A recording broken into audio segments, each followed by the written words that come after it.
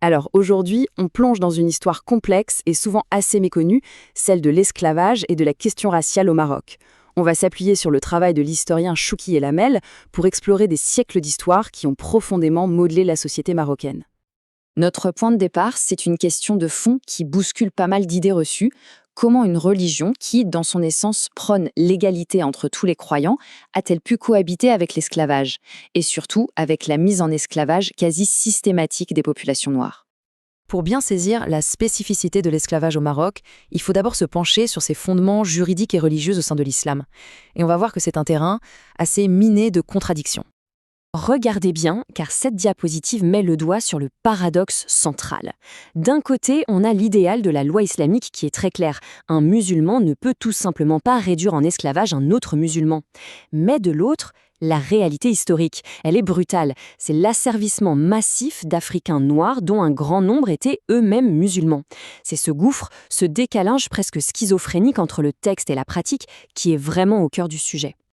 Alors, en théorie, la loi était très stricte. Selon l'école juridique malikite, qui est la doctrine dominante en Afrique du Nord, il n'y avait que deux manières légales de devenir esclave. Soit en étant fait prisonnier lors d'une guerre contre des non-musulmans, soit en naissant de parents qui étaient déjà esclaves. C'était censé être très encadré. Et cette école, l'école malikite, il faut bien la retenir, car elle est absolument centrale. C'est le cadre juridique qui a été utilisé pour tout en fait. À la fois pour justifier la pratique de l'esclavage dans la région, mais aussi, et c'est là que ça devient intéressant, pour la contester. Ok, donc on a la justification légale. Mais quel était le moteur économique derrière tout ça? Eh bien, c'était une institution millénaire et extrêmement puissante, le commerce transsaharien. Imaginez d'immenses caravanes traversant le désert. Du nord vers le sud, elles transportaient du sel, des chevaux, des tissus, des livres. Et dans l'autre sens, de l'Afrique de l'Ouest vers le nord, remontait l'or, l'ivoire. Mais comme ce tableau le montre de manière glaçante, la marchandise la plus tragique et l'une des plus lucratives de ce commerce, c'était des êtres humains. Et là, on a un chiffre qui fait froid dans le dos. Il faut vraiment prendre une seconde pour y penser.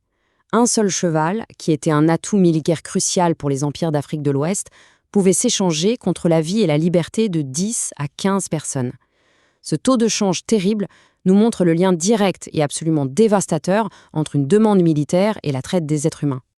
On avance maintenant dans le temps pour arriver à un tournant décisif. À la toute fin du XVIIe siècle, l'ambition d'un sultan va complètement redéfinir la relation entre la race, l'État et l'esclavage au Maroc. Ce sultan, c'est Moulay Ismaïl. Son grand projet, son obsession, c'était de créer une armée qui lui serait totalement fidèle. Une armée qui ne dépendrait plus des loyautés tribales, toujours changeantes. Et sa solution a été radicale. Enrôler de force la quasi-totalité de la population noire du pays, qu'ils soient libres ou déjà esclaves, pour en faire une armée et une classe de serviteurs appartenant directement à l'État. Pour justifier cette politique, qui était quand même une rupture, le sultan a utilisé un argumentaire ouvertement racial. Dans cette lettre qu'il envoie aux savants religieux, il affirme que les Noirs auraient des traits distinctifs, des qualités naturelles qui les rendraient plus aptes à l'asservissement et à la vie militaire. Et ça, c'est un tournant majeur. On n'est plus dans une question de religion ou de capture de guerre. Pour la première fois, la couleur de peau, la race, devient un argument d'État pour justifier un asservissement de masse. Mais évidemment, ça ne passe pas comme une lettre à la poste. Pas du tout. Ça a provoqué une véritable levée de boucliers. Des savants, des juristes comme Al-Jassous se sont élevés contre ce qu'ils voyaient comme une trahison pure et simple de la loi islamique. Pour eux, asservir des musulmans libres, peu importe leur couleur, était une abominable distorsion. Cette armée est restée dans l'histoire sous le nom de Abid al-Bukhari. Et pour sceller leur loyauté, le sultan les a forcés à prêter serment sur l'un des textes les plus sacrés de l'islam sunnite, le Sahih al-Bukhari. Leur servitude n'était donc plus seulement une question de propriété légale, elle devenait un engagement sacré, quasi spirituel, ce qui a créé une caste militaire permanente et héréditaire. Mais au-delà des politiques du sultan, il faut comprendre que les préjugés liés à la couleur de peau étaient déjà profondément ancrés dans la société.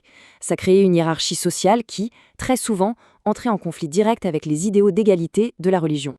Prenons un cas concret, les Haratines, une population noire d'agriculteurs. Pour certains groupes nomades, comme les Berbères Aïtata, ils étaient considérés comme inférieurs. Et pas seulement à cause de leur couleur de peau. C'était aussi à cause de leur mode de vie sédentaire, de leur travail agricole et du fait qu'ils n'appartenaient pas à la structure tribale. C'est un parfait exemple de la manière dont les préjugés raciaux et sociaux s'entremêlaient. Et là, attention, c'est un exemple de résistance culturelle absolument génial. Face au mythe de la malédiction de Chant, qui était souvent utilisé pour justifier leur statut inférieur, les Haratans ont complètement retourné le stigmate. Ils ont créé leur propre contre-mythe, où leur couleur noire n'est plus une malédiction, mais une marque sacrée, comme si l'encre du Coran elle-même avait déteint sur leur peau. C'est une réappropriation d'une puissance symbolique incroyable. Alors bien sûr, l'institution de l'esclavage a fini par disparaître. Mais sa mémoire, elle, est restée.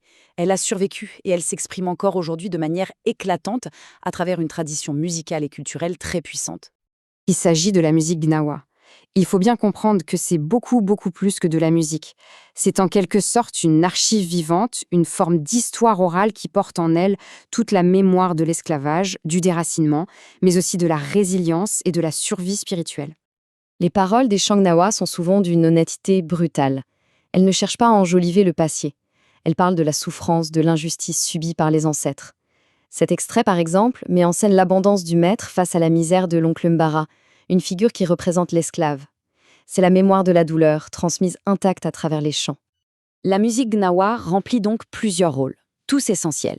D'abord, elle nomme les origines, elle se souvient des peuples d'où venaient les ancêtres. Ensuite, elle raconte le traumatisme, le voyage à travers le désert. Et surtout, elle transforme cette histoire d'oppression en une expression culturelle vibrante, un espace de guérison et un pilier fondamental de l'identité collective. Au final, toute cette histoire du Maroc noir nous montre que le passé n'est jamais vraiment passé. Ces échos résonnent encore aujourd'hui, dans la musique, dans la société, dans la mémoire. Et cela nous laisse avec cette question. Comment les histoires qu'on a tenté de faire taire continuent-elles, malgré tout, à vivre et à nous définir aujourd'hui ?